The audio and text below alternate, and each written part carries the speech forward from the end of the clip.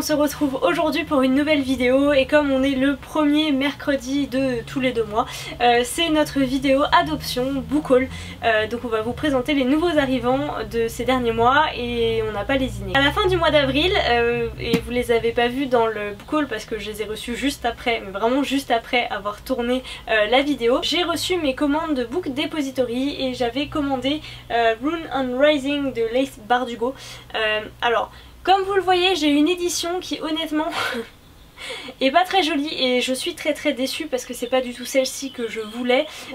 Moi je les ai avec un très beau hardback, vous savez, dos un petit peu velours et une petite pochette qui va avec qui est très belle. Donc déception, mais en même temps ça me permettra de terminer la saga avant que la série sorte. Donc l'idée c'est de le lire et puis de le revendre et de racheter la bonne version. Voilà.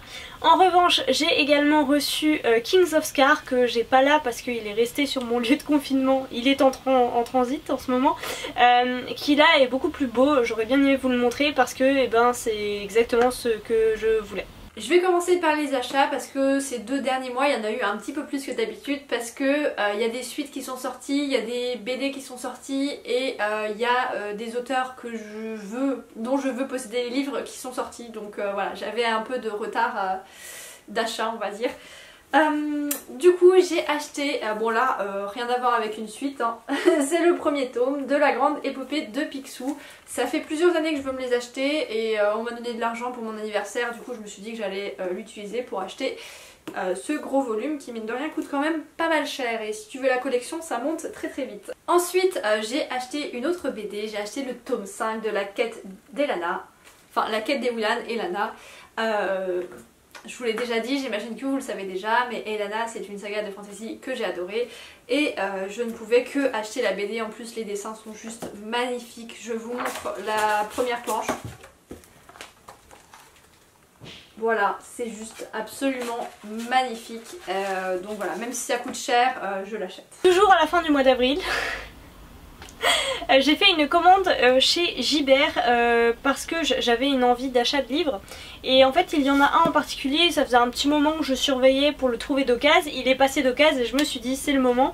J'ai pris Nos vies suspendues de Charlotte Bousquet. J'avais eu l'occasion de lire le premier chapitre quand ils avaient fait la promotion sur les réseaux sociaux que j'avais trouvé percutant parce que ça traite du sujet du viol si je ne me trompe pas, donc j'attends de voir. Il fait partie de ma pile à lire pour notre challenge Sweetie Gourmet Challenge. Si vous ne voyez pas de quoi je parle, rendez-vous dans une autre vidéo, j'essaierai de vous la mettre dans le petit quelque part. Mais voilà, en tout cas peut-être même que je l'aurai déjà lu au moment où vous verrez cette vidéo. J'avais très envie de lire un Kate Morton cet été. Vous connaissez ma passion pour les sagas de famille, les secrets de famille, et donc j'aime beaucoup Kate Morton. Celui-ci me faisait particulièrement envie, donc c'est L'Enfant du Lac, donc j'ai hâte de me lancer dedans. Et enfin, toujours pour une question de frais de port j'imagine, j'ai pris Contes et récits du Paris des Merveilles, déjà parce que la couverture est sublime, c'est vraiment le même style que sur la version que j'ai moi du Paris des Merveilles. Alors ensuite mes 2 derniers achats complètement neufs. Alors moi je suis pas comme Mélie, je vous le fais pas du tout dans l'ordre chronologique tout simplement parce que je m'en souviens plus vraiment. D'ailleurs je pense que c'est des achats que de juin parce que j'ai pas acheté dans les mois précédents. Donc du coup j'ai acheté Yardam de Aurélie Wallenstein. Franchement j'étais un peu dégoûtée de ne pas l'avoir acheté avant le confinement parce que je crois qu'il était déjà sorti et il y a quelques personnes qui l'avaient. Et il n'était pas disponible en e-book, du coup j'avais aucun moyen de le lire en fait. Donc dès que j'ai pu sortir, que je suis allée en librairie et tout, voilà, c'était incontournable. Et j'ai également pris un roman de Liane Moriarty, un peu beaucoup à la folie. Liane Moriarty c'est une écrivaine de thrillers, enfin je sais pas si c'est réellement des thrillers, de romans psychologiques, sociaux que j'aime beaucoup et je pense que je garderai ces romans en roman poche, donc ça vaut le coup de les acheter quand même. Je suis sortie en librairie aux alentours du 22-23 mai quand je suis rentrée chez moi et donc j'ai retrouvé la librairie du hall du livre.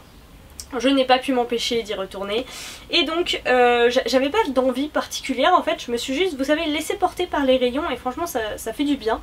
Et donc j'ai pris Iskari achat tueuse de dragons de Christine Cissarelli, avec la nouvelle couverture qui rappelle un peu, enfin c'est le même style que celle du tome 2, je la trouve beaucoup plus jolie que la première, et en fait il était à prix découverte et je me suis dit c'est vraiment l'occasion en fait de se lancer, surtout qu'il est pas mal passé pendant le mois de la fantasy. Et j'ai fait également un autre achat en même temps, moi aussi j'ai acheté une BD, il s'agit donc des Artilleuses de Pierre Pével. En fait j'adore cet univers donc j'avais envie de le voir sous forme de graphisme. Je vous en ai peut-être déjà parlé donc je vais pas m'étendre sur le sujet, mais j'ai hâte de lire la suite. Ensuite on passe à un roman neuf mais que je n'ai ni acheté ni emprunté puisqu'on me l'a offert. Il s'agit de 7 mensonges. C'est un thriller que j'avais repéré déjà sur Instagram et qui m'a l'air plutôt pas mal. J'ai eu la surprise de recevoir dans ma boîte aux lettres Au Royaume le tome 4 donc, qui est absolument magnifique, et là vous voyez il y a plein de lumière, il est tout brillant, il est tout beau. C'est dû au fait que je suis chroniqueuse pour le site Imaginerock, je vous en parle à chaque fois que je reçois un SP, ce qui n'arrive pas si souvent. J'ai été du coup très surprise de recevoir celui-ci et très heureuse puisque j'ai terminé le tome 3 pendant le mois de la fantasy. Et j'avais très envie de lire la suite, voilà, donc ça tombait à pic, je suis très contente. La chronique est déjà prête, dès qu'elle sera en ligne j'essaierai de vous la mettre soit directement ici dans la barre d'infos, soit de vous en reparler et de vous donner le lien ailleurs. Juste avant la fin de l'opération du chat noir qui mettait tous ces e-books je crois à 2 €, j'ai acheté Mortal Song parce que ça me tentait un petit peu dans un univers japonais, donc j'ai profité du prix, c'est quasiment gratuit. Je l'ai déjà lu, franchement c'est sympatoche mais c'est rien d'exceptionnel, voilà. Donc je pense pas que je vous en parlerai. Je suis retournée en librairie, je me suis fait un petit plaisir. Oui, ce qu'il faut rappeler aussi c'est que le mois de mai c'est le mois de nos anniversaires, donc on a peut-être plus tendance, enfin moi en tout cas je sais que j'ai tendance à plus me faire plaisir de mois à mois, hein, comme je dis. Je suis passée en librairie et je me suis dit bon allez c'est bon, j'ai pas dépensé trop ces derniers mois, hein, comme beaucoup de gens, donc je vais acheter des livres neufs. J'en ai acheté 3 donc. Le premier étant Hôtel Castellana de Ruta Sepetys. Je l'ai acheté sur les très bons conseils de Steph de la chaîne Piketty et parce que elle en a très bien parlé, mais surtout parce que c'est l'environnement en fait qui, enfin l'univers non, mais vraiment la partie historique qui m'intéresse autour de la guerre civile espagnole. Ce qu'il faut savoir c'est que bon, je sais assez peu de choses sur cette guerre civile, j'en ai appris par-ci par-là, par des films, par des livres, mais l'auteur qui m'a le plus plongé dans cette période là, ça a été Carlos Ruiz Zafón, et d'ailleurs on vous tourne cette vidéo le jour de son décès. J'ai envie de retrouver un peu, pas l'ambiance parce que je sais que je retrouverai jamais l'ambiance des livres de Carlos Ruiz Zafón ailleurs, ni l'atmosphère, mais au moins me replonger dans Madrid je crois, voilà l'Espagne de cette époque. Sinon j'y allais également pour prendre le dernier Musso, parce que c'est l'été et que j'ai envie de lire un truc un peu sympa. Alors par contre, plus ça va, plus ils sont petits. Là, il y a quoi? Il y a 200... Ah si, quand même presque 300 pages. Bon, la couverture est très belle, il n'y a pas de discussion là-dessus, mais je trouve que ça fait très cher le petit livre en fait. Et le dernier, j'ai complètement craqué pour la couverture. J'hésitais en fait entre 2 romans, un en poche et celui-ci. Et en fait, j'ai complètement craqué pour La Ville sans vent. Et c'est un des rares livres que j'ai lu quasiment tout de suite après l'avoir acheté, donc il est déjà plus dans ma pile à lire. Je vais vous tourner la vidéo, je vous la sortirai, et je l'ai trouvé super bon, mais vraiment très bien. J'ai vu après un avis de Steph de la chaîne Piketty qui dit qu'il est excellent également pour un jeunesse. Et je rejoins tout à fait son avis, la plume est fantastique, l'histoire se tient, il y a de l'originalité, il y a tout ce qu'il faut. Et j'ai pas l'impression de lire un jeunesse, ou alors c'est parce que je me suis vraiment habituée à lire des jeunesses trop jeunesse, qui manquait de style, qui manquait d'harmonie, qui manquait de vocabulaire, qui manquait de plein de trucs. Et là franchement, alors oui c'est de la jeunesse, c'est pas du tout du young adulte, on est complètement là-dedans et je suis d'accord, mais c'est un très bon jeunesse, voilà. Bref, je vous en reparlerai, mais il est beau déjà, je sais pas si vous voyez mais il brille.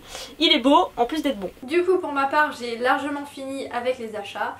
Et je vais passer aux emprunts et aux prêts. Donc ça c'est un graphique qui m'a été prêté, donc un manga que j'ai déjà lu qui s'appelle Quartier Lointain, qui est triste mais en même temps très réel et puis très beau avec une petite touche de fantastique vraiment très appréciable. Du coup j'ai oublié de vous en parler parce qu'il est chez Mello. Quartier Lointain c'est un cadeau qu'on m'a fait et oui voilà, je pense pas qu'on vous en fera une vidéo. Je sais pas, il n'y a pas énormément de choses à dire non plus. Non, il n'y a pas énormément de choses à dire, je pense que c'est une lecture très personnelle. De mon côté j'ai fait un dernier achat. Oui, j'ai craqué mon slip ce mois-ci, mais c'était de l'occasion. Et il y a plusieurs raisons pour chacun des livres que je vais vous présenter. Je vous ai présenté Au Royaume le tome 4 dans son beau format hardback, tout ça. J'avais déjà le premier tome en poche, le deuxième tome en poche et le troisième tome en format numérique. Et je me suis dit c'est vraiment trop bête. C'est vraiment trop bête de pas avoir tous les tomes dans le même format. Donc du coup comme j'ai vu celui-ci d'occasion sur Momox pour genre vraiment pas cher, alors il y a cher, il y a pas cher et pas cher, on est d'accord, je pense que j'ai dû le payer peut-être 10 € alors qu'ils sont à 25 € pièce. Ce qui commence à faire, et je me suis dit bah voilà, on va commencer par celui-ci. J'ai également pris un manga en fait, et il s'agit de L'escadrille des nuages, le tome 4, si je vous le montre dans ce sens là c'est mieux. En fait c'est un manga qui n'est plus réédité, c'est un vieux manga, on m'avait offert je crois le tome 3 pour un de mes anniversaires, et donc du coup je me suis mise en chasse des tomes 1, 2 et 4. Et en fait celui-là j'ai galéré à le trouver, vous imaginez même pas. Alors du coup quand je l'ai trouvé, même à 10 €, ce qui est quand même cher pour un manga, je crois que les autres ils étaient à 7-8 €, et bah je l'ai pris parce que je me suis dit ce serait vraiment trop bête de s'arrêter là. Mon seul doute c'est est-ce que c'est comme ils sont tous en carton, est-ce que c'est vraiment le 4 qui me manque ou est-ce que c'en est un autre. J'ai décidé de me faire confiance, de faire confiance à la personne qui a écrit 4 sur mon carnet et voilà. De la même manière, j'avais acheté il y a longtemps un roman de chez Rajo qui s'appelle Je suis ton message et qui est en fait le tome 2 de Je suis ton secret de Marc Quentin. J'avais beaucoup aimé cette duologie quand j'étais beaucoup plus jeune au collège. J'avais le tome 2 et je me suis dit c'est bête de pas avoir le tome 1, et là je l'ai trouvé pareil d'occasion, complètement par hasard, donc je l'ai pris, voilà. Et enfin, parce que j'atteignais toujours pas le seuil qu'il fallait pour obtenir les frais de port gratuits, je me suis laissée tenter par Sally Green de Smoke Thieves. Donc Sally Green c'est celle qui a écrit Half Bad. J'ai vu une chronique qui m'a plutôt intéressée par rapport à ce roman de Les Mondes de l'Imaginaire je crois. Bon puis après il est un peu particulier avec ses pages violettes mais il est plutôt joli. Alors ensuite moi je vais juste finir avec mes emprunts e-book que j'ai fait. J'avais très envie de lire des thrillers et quoi de mieux que de partir sur une valeur sûre. Donc du coup je suis partie sur du Karine Gibel parce que j'ai pas lu tous ses romans alors que j'en ai déjà lu pas mal, il m'en reste que quelques-uns donc je vais en profiter. Du coup j'ai emprunté Postmortem qui était une nouvelle mais vraiment plutôt très sympathique, et Toute blesse la dernière tue, je crois que c'est le dernier roman de Karine Gibel qui est sorti, en tout cas c'est l'un des derniers que je n'ai pas lu. Depuis le temps je les ai déjà lus et le dernier est assez marquant quand même, et je le recommande même à des gens qui ne lisent pas du thriller. Et ensuite j'avais envie de me faire un classique de la science-fiction que je n'avais pas lu et alors que ça faisait un moment que je devais le lire. Il s'agit de Fahrenheit 451. Ça fut une lecture assez spéciale et ouais, je pense pas que j'en parlerai sur la chaîne. Et ensuite j'ai lu un roman un petit peu plus contemporain avec Il est grand temps de rallumer les étoiles. Je l'ai lu parce que j'avais espoir qu'on parle un petit peu plus de van life, de voyage en camping-car et tout, et en fait pas du tout. Le camping-car est juste là pour servir de véhicule mais il n'y a rien de décrit autour. Mais bon c'est pas grave, c'était presque sympathique. Voilà, ce book haul est fini, j'espère qu'il vous aura plu. Comme d'habitude, si vous avez remarqué un livre qui vous tente et dont vous avez envie d'en entendre un petit peu plus parler, dites-le nous. Et s'il y a des livres que vous avez lus, que vous avez vu passer, n'hésitez pas à nous le dire aussi. Et en attendant une prochaine vidéo, on vous souhaite de très bonnes lectures.